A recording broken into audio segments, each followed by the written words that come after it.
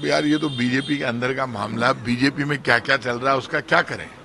ना बीजेपी तो ना मुझे पूछ के डिसाइड करती है, ना कोई मेरा लेना देना, ना कांग्रेस का लेना देना।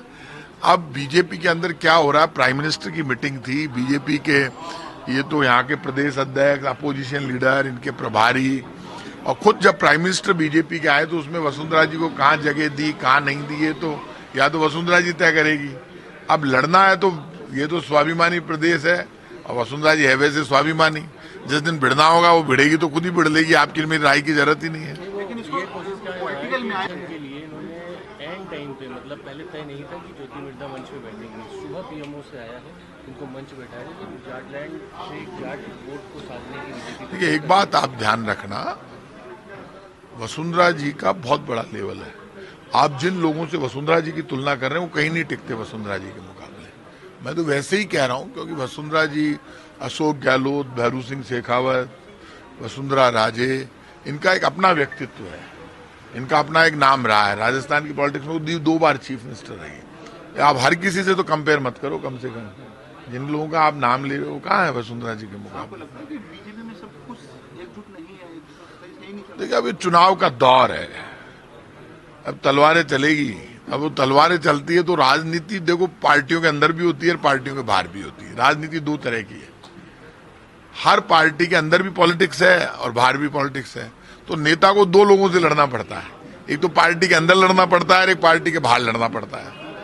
तो वो चाहे वसुंधरा जी हो चाहे कोई भी हो, उनको अपनी पार्टी के अंदर भी लड़ना पड़ेगा।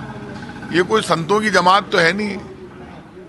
राजनीति तो वीरों का आभूषण है, ये ध्यान रखना आप। राजनीति तो वही कर सकता है जो वीरता के साथ लड़ने की ताकत रखता है, जो मरने की, जीने की, आगे बढ़ने की, मुकाबला करने की ताकत है, तो वो तो खुद ही होशियार है मैडम।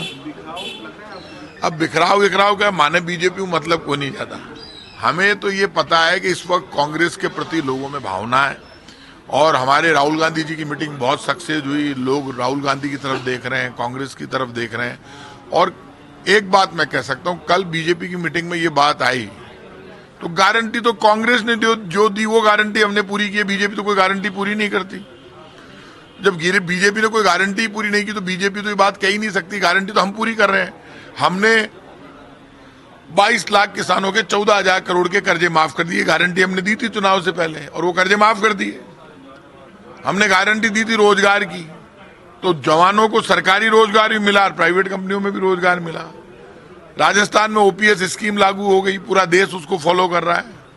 1 करोड़ लोगों को बुजुर्ग, विकलांग, विधवा पेंशन देते हैं। तो गारंटी तो कांग्रेस की पूरी हो रही है, बीजेपी गारंटी नहीं देती। कांग्रेस के नेता लगातार आरोप लगाते आए कि केंद्र सरकार ये सेंट्रल जो एजेंसियां हैं, ईडी, इनकम टैक्स का दुरुपयोग कर रहे हैं। आज भी राजेंद्र यादव जो कि आपकी सरकार में गृह राज्य मंत्री है, उनके वहाँ सर्वे की कार्रवाई चल रही है।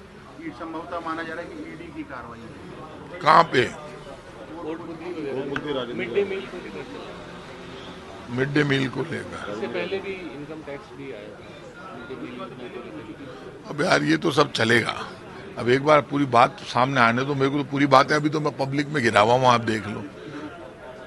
अब मैं कर रही है जगह करवा दो, अब देखा कहीं हुए।